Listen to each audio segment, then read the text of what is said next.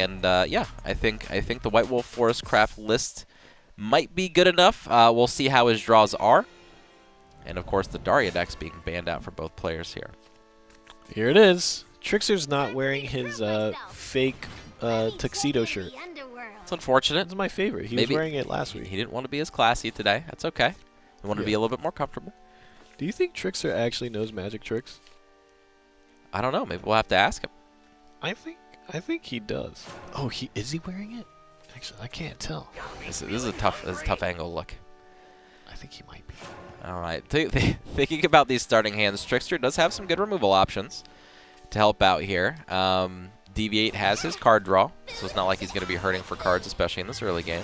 He is. Can you tell? Oh, yeah, he is. I can see the bow tie.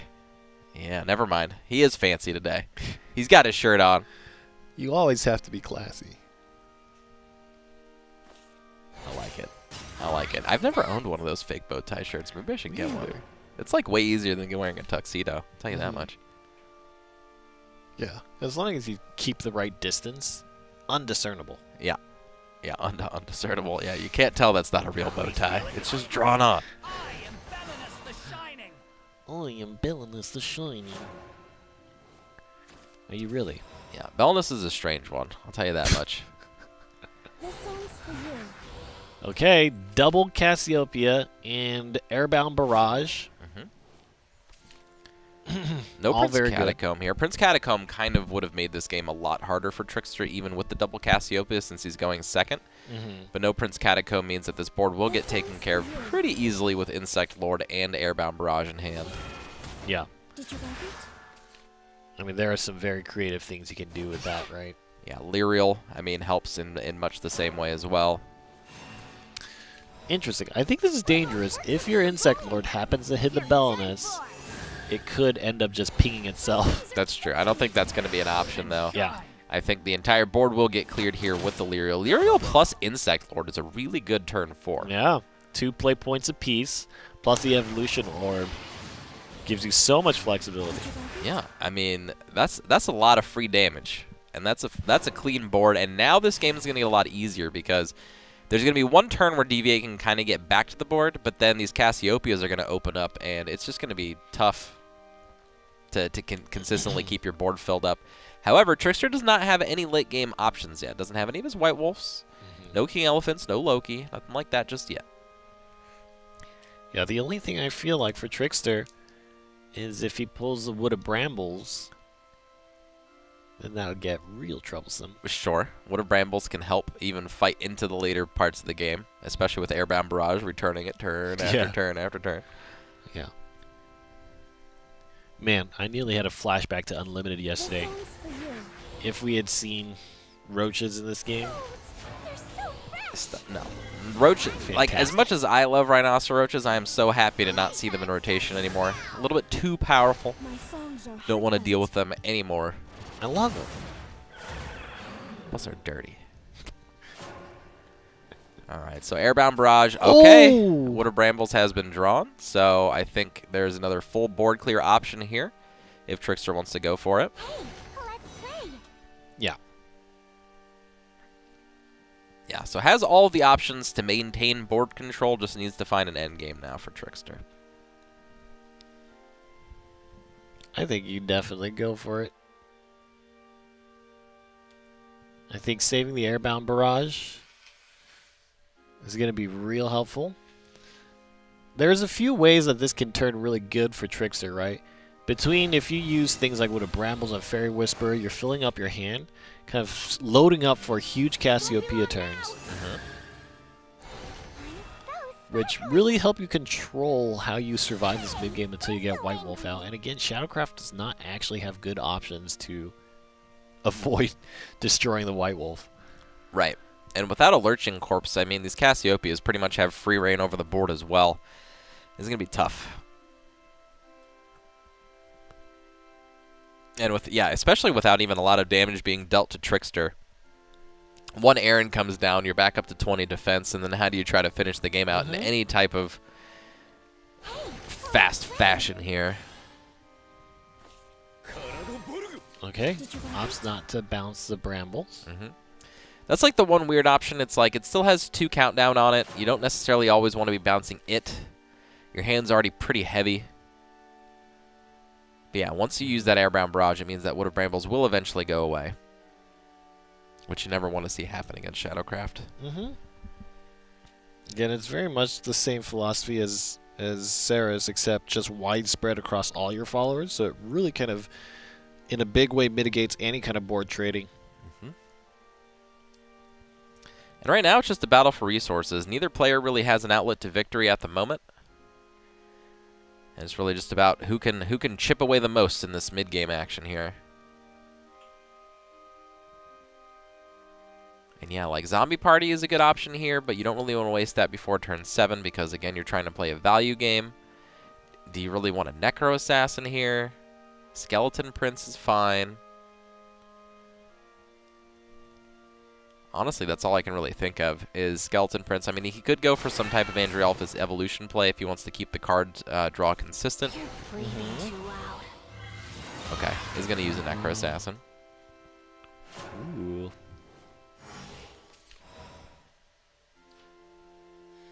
This will make the turn a little bit weirder. It's not like you really want a Cassiopeia, just one threat, but options aren't super clear. And yeah, using that Airbound Barrage on a Fairy and not the Wood of Brambles is... Trickster probably second-guessing that now, as he doesn't have too many plays to make.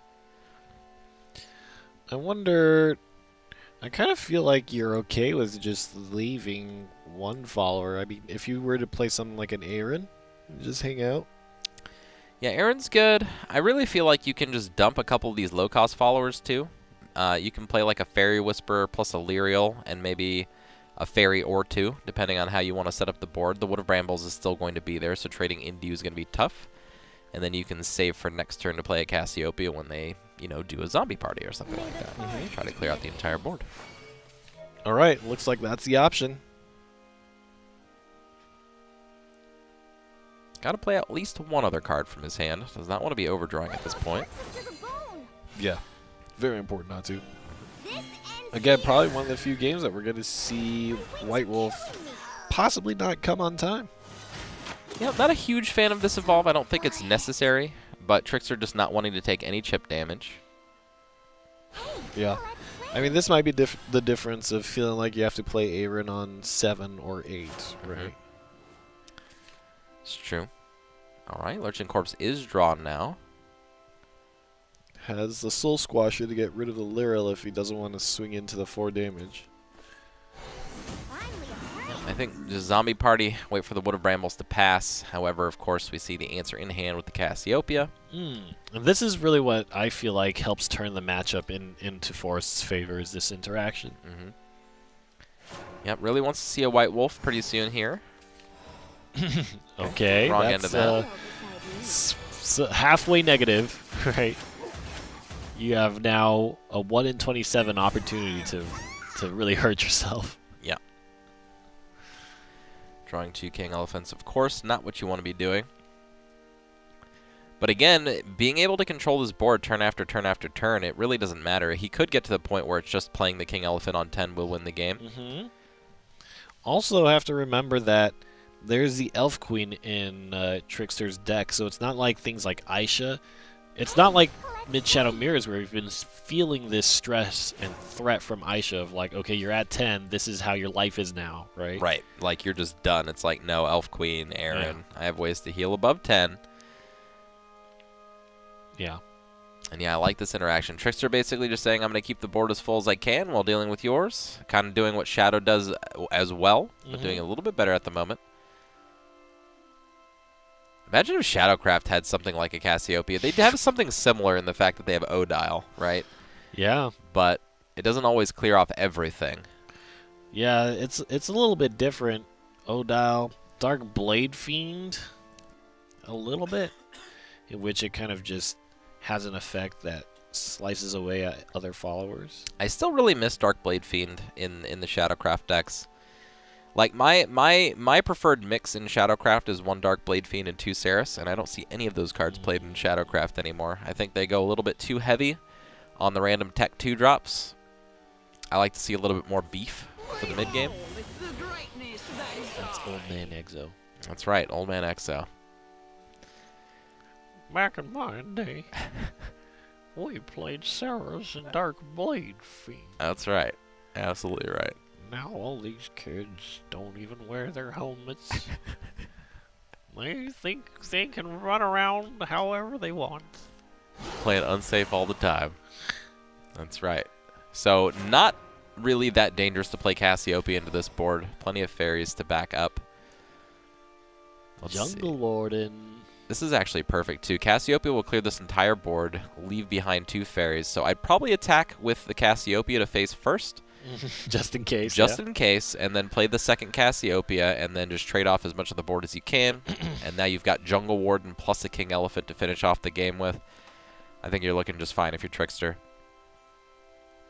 All right. Show us the move. Show us your moves. I mean, honestly, he could just Aaron and then evolve face. That's a little bit riskier though. I don't think you need to allow your opponent to keep a board if you have the option to clear it all. Yeah, I think Cassiopeia. Okay. The exact plan. Here it comes. 6 shots. See what the Lotion Corpse hits. Ooh. That's okay. Yep. That's all right. You still get to clear the board. Very nicely done. 1 evolution orb remaining for DV8 though. We'll see if that comes into play. 2 3/3s. My eyes are blurring. Yeah, he might just Ektar to clear board here.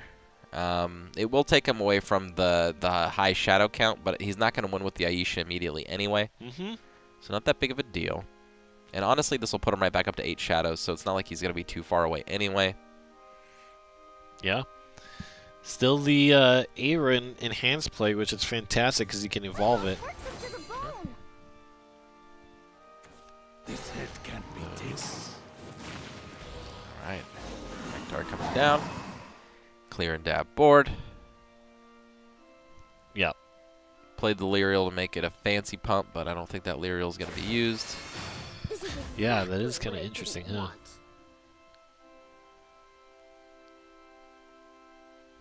Thinking about the trade here, I don't know if you can leave it. Yeah, I don't see any reason why you would. Because then you just give Trickster a value trade if nothing else next turn.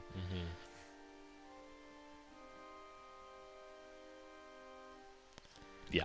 Yeah, I don't. There's not any advantage in the deck to leaving one or the other. Oh, I guess he was okay. Considering evolving to leave more stuff in play. Okay. Yeah, get higher defense on board. I like this. He already knows that there's 2 Cassiopeias missing. So that means the Aaron Evolve really can only handle 1 of these cards. It's true. Fall from Grace can deal with his Ektar if he wants to go down that road. That's right, yeah. Can Fall from Grace. Don't have an Airbound Barrage. No, I don't think you're too worried about the 1/3 at the moment. It might be the best option. You can kind of transform it, then play a Jungle Warden, although you don't want to do that. Yeah, Aaron Evolve basically can survive the hit to Ektar and then destroy it. And then it will get wiped out with the next attack. I think that's probably the safest option. And then you can just lead him to Jungle Warden next turn. You're buying time for the Jungle Warden into the Elephant. And it's really hard. That's a really hard 2-turn back-to-back thing, right? Because the Jungle Warden very hard provides the wards as well as the damage. And the Elephant just steps over everything. Yeah, and I think you just keep the fairies in hand. No reason to play them at this point. More damage for the Elephant, better. That's right. So Jungle Warden can put DV8 down to 6, and then King Elephant will be more than happy to finish that game plan off. And remember, Shadow doesn't really have healing. The double Jungle Warden is also going to help against any kind of Aisha play. Yep. That's a really, like, Jungle Warden's still really good. And I'm sure we're going to see a lot more of it once rotation actually happens. Does Aisha maintain the double strike? Excuse me? Doesn't have the shadows to do it, though. If Aisha maintains, I don't see why the double strike is removed turn after turn. It doesn't turn. go away. So her evolved effect is just can attack twice per turn. Yep. Is that right? Oh yeah, that's right. Yeah. The shadows is a free evolve, and then the enhanced 10 is a storm. Yep. Yep. Yep. Here's the Jungle Warden. Didn't even matter that both King Elephants were drawn because of the Jungle Warden. And now next turn, I mean, DV8 has to win right now. Because not even a ward, if there was one in his deck, will save him. Man, and just not enough shadows again. Let's see, one.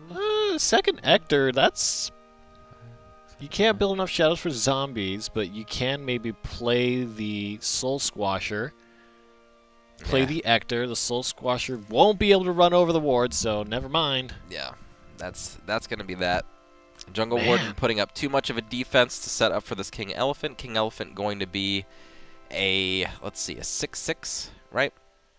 And that's if both Jungle Wardens actually get removed this turn. Yeah. Well, it's going to be a 7/7. It's 7/7. It's +6/+6, yep. Yeah, so that means... I don't know if there's a way. There's not enough ways to generate shadows. And I think that's kind of one of the things that's surprising about Shadow now is just the shadow generation is so much slower. Last week we even talked about this matchup in general too, just the Forestcraft versus Shadowcraft matchup. We've seen Forestcraft win it pretty much every single time. Like, it's just really well positioned. It just does the same thing but better that Shadowcraft does, which is why it's interesting to me that in the normal meta lineups that we see that it's Shadowcraft instead of Forestcraft in that slot. I think it's way more consistent at what it does. Yeah. Oh, there's a White Wolf, the last one to show up. Kind of unfortunate, but doesn't matter. Trickster is going to close out the game. This was kind of I mean, good Forestcraft hand in the sense that you got the Cassiopeias and the removal necessary. The Brambles also arrived at a relatively good time. But bad as in you didn't actually get your White Wolf. You had to take 2 turns on turn 10, and it still was able to defeat Shadowcraft. Yeah, right? it's not like it was an outstanding hand. The double Cassiopeia was really good, but it's not like that's going to win the game by itself. Yeah. And yeah, just found just some marginal endgame options, you know what I mean? Like a turn 10 play times 2. Yeah, I feel like the big beats of that game was Cassiopeia, Aaron, and the Jungle Warden Elephant, right? Yep. And that's about all you need. I just can't say enough about Aaron. Aaron is literally Dark Blade Fiend mixed with Saris, all in one card, and kind of like a little bit of Dark Angel Olivia, just for good measure. Like, it's such a good card. Yeah. Multiple points in the game that it can be used as well. All right, let's see who gets to be on the play here. Of course, that means that Prince Catacomb, we've been talking about this a little bit better. Okay. Trickster going second, so a little bit worse. But the hand from DV8, not too good at the moment. Draws 2. It doesn't really have anything immediately dropping. Now, has kind of 3 very good 2-drop options. Right. Flexibility is there. DV8 does not have a good 2-drop option, does not have a good 3-drop option either at the moment. Yeah. If DV8 plays a Soul Squasher, I would assume you can just play the Andrew Alphas as a response, right? Easy. Yeah, and then you can just trade into it, draw your card, net yourself a lot of advantage. I mean, it might even be to the point that DV8 doesn't really want to play a 2-drop, but I just don't think you can afford to give up that much tempo. Yeah. Okay. Trickster. I think it feels kind of bad even to just throw your balance in there, and you obviously don't want to be playing your Demon Eater. Okay, maybe you do. All right, well, this means, you know, Values because he evolve. is on the draw. Yep, values the evolve on the Andrew Alphas, as he should.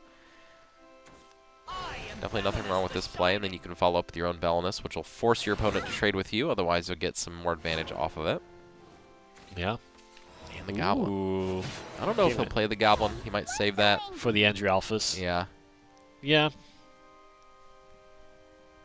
This is kind of rough, though, because like if you play the Goblin, you do give your opponent a free trade. It's not something you necessarily want to do. Yep, so matches with his own Belinus. Yeah, but DV8's just in a rough spot, even after this turn, regardless of what play he makes. I mean, it's not like the Necro Assassin is something that he's going to want to play next turn. And he just, doesn't have a lot of options, even for turn 5. Just really awkward draw. Yeah.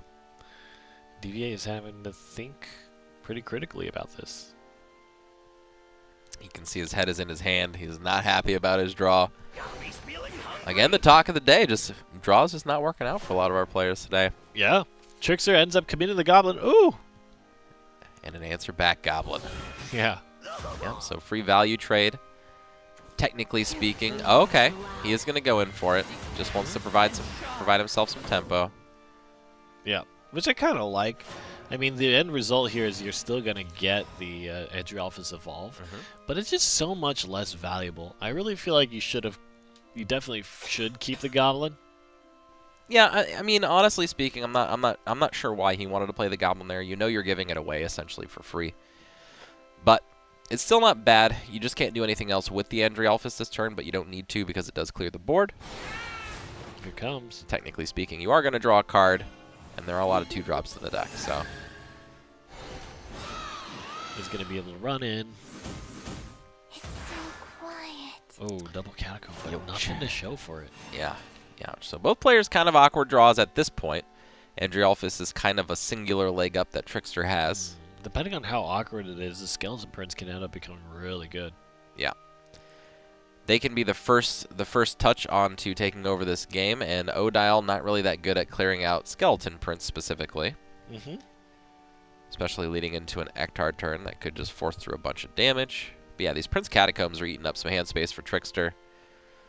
And now that DV8 kind of managed to get out of the early game and still ahead in damage, right? Which is absurd to me with the hand that he had. Yeah. Kind of evened up the evolution orbs as well. Honestly, I think that Goblin was a very huge play. Like, if he would have saved the Goblin for this turn, not only would he have a threat, but he'd also have an extra card draw. And he could also set up a better Prince Catacomb if that was the option. And now all those options taken away, hand looking really lackluster for Trickster. You're breathing too loud. Lost a lot of opportunity. Interesting. Necro Assassin's gone. No card draw options for DV8. So if he runs out of cards, he's going to be in dire straits. He does have 2 Aktars, though, but not a lot of shadows to go along with it. Man, this feels real bad. Just having to throw your Prince Catacomb down. Probably do a value trade into the Goblin here. Yeah, I can't imagine you don't. This feels really awkward. Skeleton Prince going to come over and take over here. Okay. Evolves the Prince itself. Which means the Skeleton is left over. But swinging into this opens up the Odile. Yeah, Odile is opened up, but it will leave behind enough followers for the Odile to be dealt with immediately. Oh, wow. Trading with the 1/1 instead of going face and forcing your opponent to. I think that, again, saves some damage that he didn't need to save. That's one of those trades that I'm always just like, that one singular 1/1 isn't really scary enough for me to not deal 3 damage. Yeah. Did the job for him. I mean, Trickster is not really going to let 3 damage on a follower stay, right? Right. So, yeah, Odile's a good option here. Maybe he's thinking about clearing the board before that happens. He does have the Lurching Corpse Necro Assassin combo. Yeah. The one concern is you don't have card draw, you don't have a second Odile. So that means there's not really follow-up after this. What are you hiding inside? Okay. Another Catacomb turn. Yep, this is a different setup. This will probably be evolved into the Necro Assassin then. Dance, dear bones of white. Man, and it has to take a trade. Oh, wow. Okay, so that's the only value that it can find. Okay, more value trades it is. I do think when you're low on card resources, the value trading is nice in the sense that you give yourself the best opportunity to go as far per card as you can. That's true. That's true. It's just like I'm just imagining a state of the game where DV8 had dealt that 3 damage the previous turn, and now he has the Ektar, right? So 6, 7, 8, 9, 10, 11, 12. So he'd already have his opponent down to 3 with another Ektar in hand. I mean, it's not like he's in a bad position at this point, but I feel like he could be further ahead. Soul Squasher drops. Very nice. Okay, Yeah, there we go. That's pretty harsh. There oh we gosh. go. Yeah, and now Odile is not going to be clean enough to deal with a lot of this. Yeah, there are a lot of skeletons coming out. It's the only play, though. It's the only play. It's not going to be a bad turn by any means. Filling up the entire board so that the Odile will remain is pretty good. Actually, you know what? This clears off everything but 1, so this is actually a very good play. It's gonna banish one of them here. Oh no, that only had 1 stored. That's right. The double skeleton actually hurt DV8 for that first one. Yeah. The Odile itself can swing into one of the last word effects.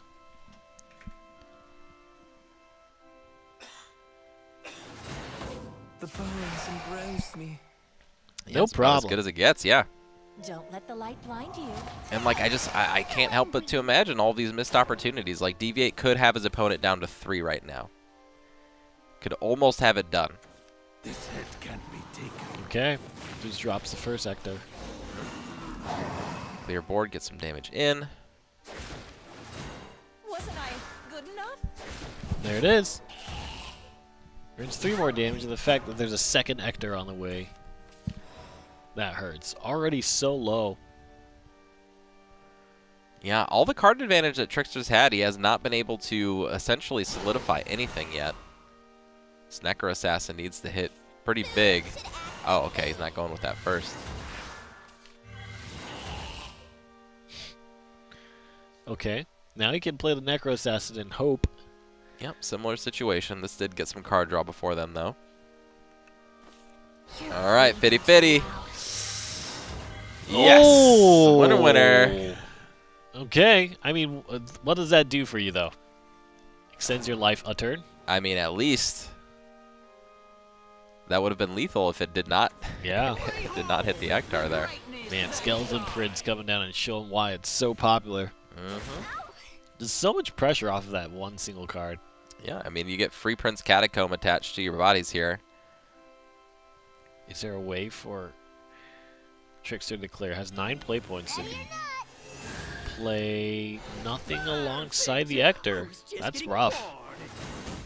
Yeah, Ektar is definitely not a full board clear. Ektar plus Zombie Party Okay. can help, so Yeah. that'll clear, well, Not a ton Enough. just because of last word effects. yeah. It'll clear enough to not lose the game. But almost barely, you know. And there is an Usher of Sticks to get another Ektar at this point. So there are a lot of Ektars in the hand for DV8. He can kind of just do them every turn if he wants to at this point. Which is very damaging. Ector is a pretty good card. Okay, doesn't want to save it. Wants to try to build up shadows to get the zombies off of his last Ektar, it looks like. Rough. DV8 might tie up the series 1-1 here. Yeah, I mean, this is a tough match. It's just like you have so many cards. It's just like none of them do enough. Yeah. Doing things is overrated. And actually, because he played the Usher of Sticks, he made it so he can win next turn. Again, all he needs is 3 of these followers to survive. I could definitely get rid of 2 of them, but Yeah, I think there's still going to be 3 left over, even with the zombie party, unfortunately. And then Ektar is going to come down and do what it does.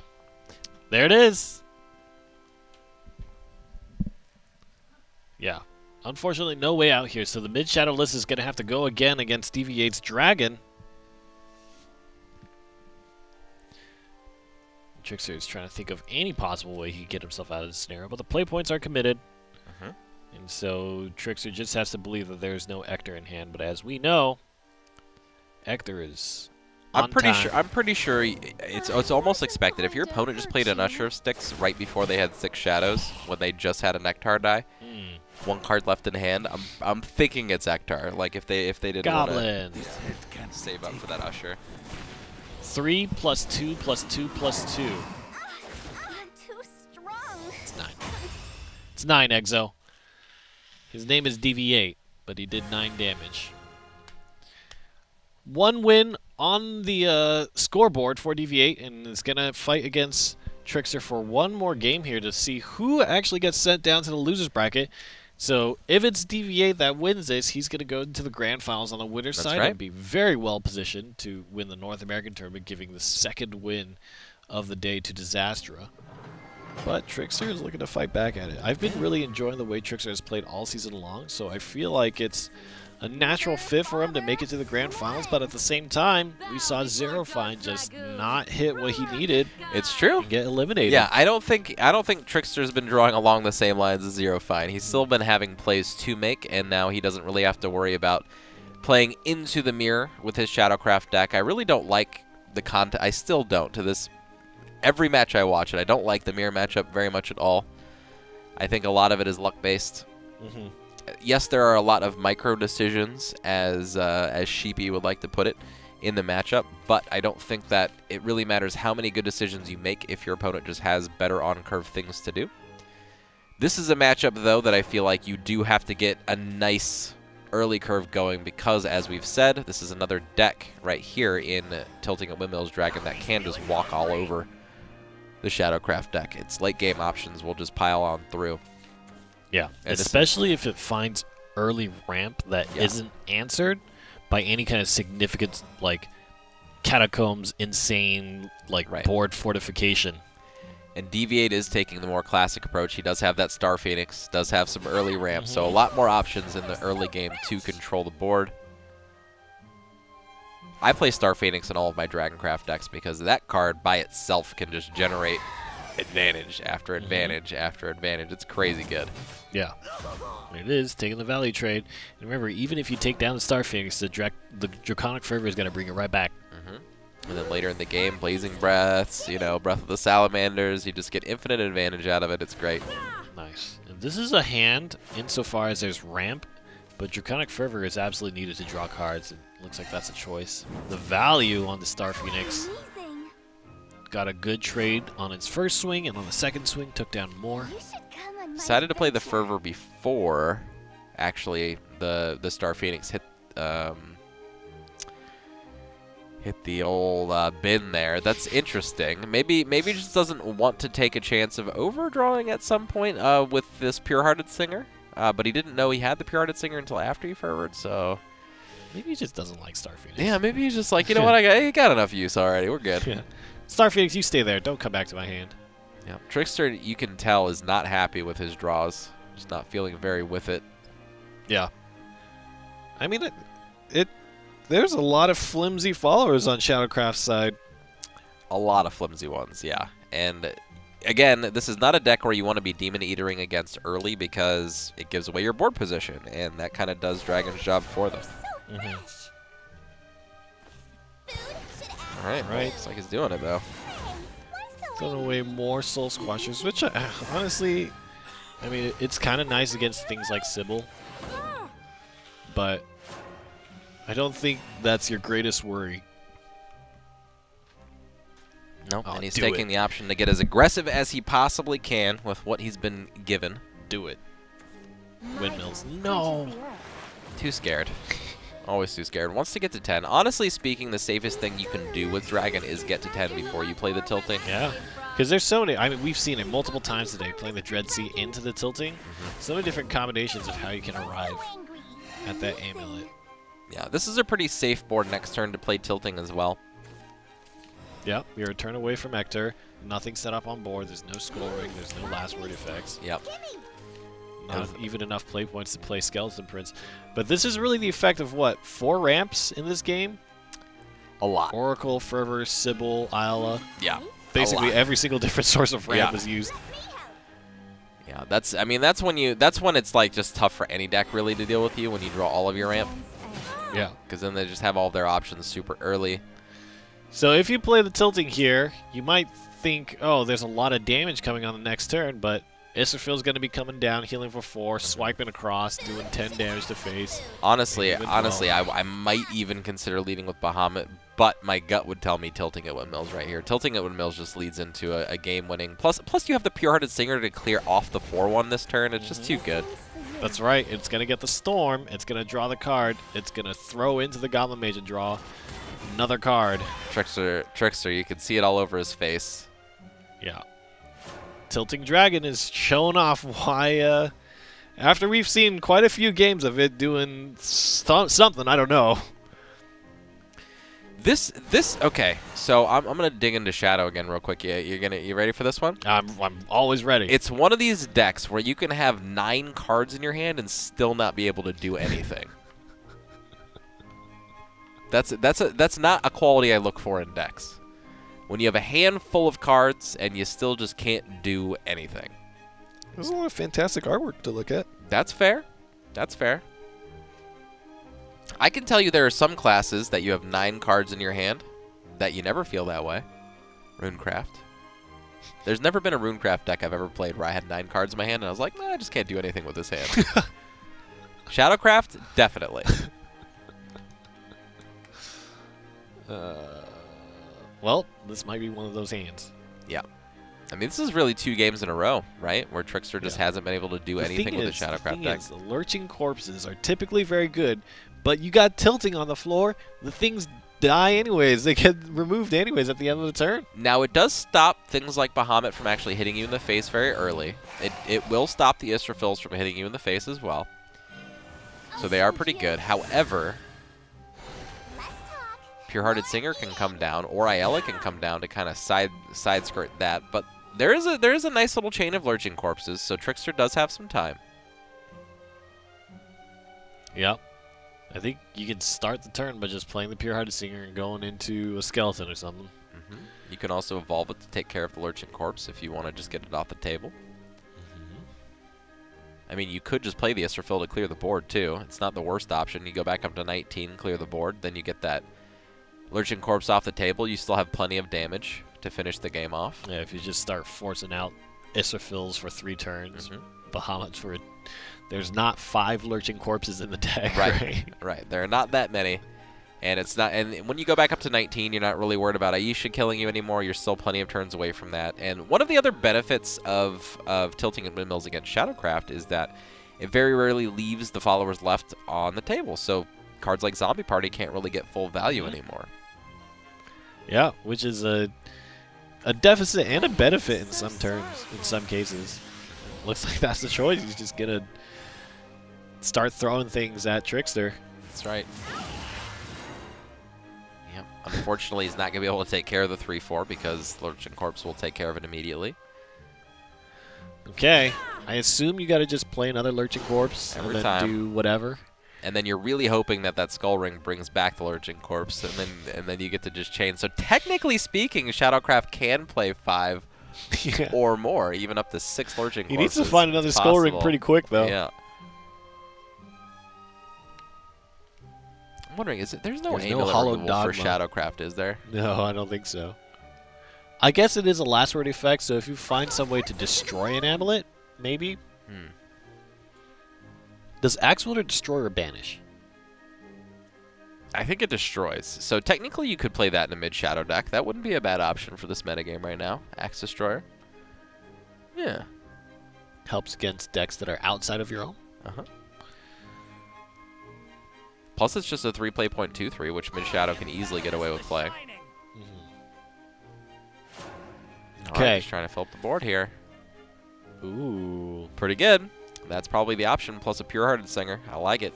This song's for you. Drawing first. Oh, nice. You're mean. The aggro Pure-Hearted Singer. And now it doesn't even matter if the Lurching Corpse comes back because of the Blazing Breath. Yeah. And what's funny, man. is it wouldn't even been that hard to deal with before if that Star Phoenix came back into the hand from the first Fervor that could have taken care of the Lurching Corpse, but he didn't really want to get the value out of it that way, so. That's all right. But now it doesn't matter. He's got all the business that he ever needs. He's got Queen of the Dread Sea as well. I'll show him the Kawi. Okay. Kawi, an interesting tech choice. Pretty good to play. Probably needs to play it immediately. Again, that's only going to buy him time. It's not going to win him the game by any means. Yeah. If you don't Kawi, you just lose. You actually just lose if you don't Kawi, yeah. What is the combo? It's anything. It's 18 damage at the moment. yeah, because the 7 will swing in plus a 10, so that's already 17 without an evolution orb. Yeah. Yeah. It's too much. Too much damage. 15, 16, 17, 19. Yeah, it goes all the way up to 19 damage. So basically, he has to play the Kawi. Oh man, tilting is pretty good. It's terrible. Did Trickster tech a Fall from Grace? I don't think so. Not in Shadowcraft. I don't think any of the Shadowcraft decks teched anything to beat the Tilting at Windmills deck. That would have been real nice. This thing has been sitting there for how many turns? Yeah, a long time. Lots of value. But for no longer, DV8 will close it out this turn, just doing the math in his head to make sure. And here it comes. Trickster is going to move down to the loser's side of the bracket. And DV8 will secure his spot in the grand finals. Yes. Very, very well done on the side of DV8. Trickster takes the loss. I think he suspected what would happen if he didn't play the Kawi. Yeah. And just took the He risk. took the risk. And so that's going to put Trickster down in the loser's end of the bracket. That's kind of the most dangerous position he's been in all tournament long. It's true. It's true. And now he has to fight his way not only through another competitor, but also if he wants to win, he has to reset the bracket and win twice. So he went from winner's side. That's like the biggest thing, right? When you're in the winner's final, if you win, that means you only have to win one more match. Yeah. If you lose, You gotta you have play to win through a up to bunch. 3 more matches.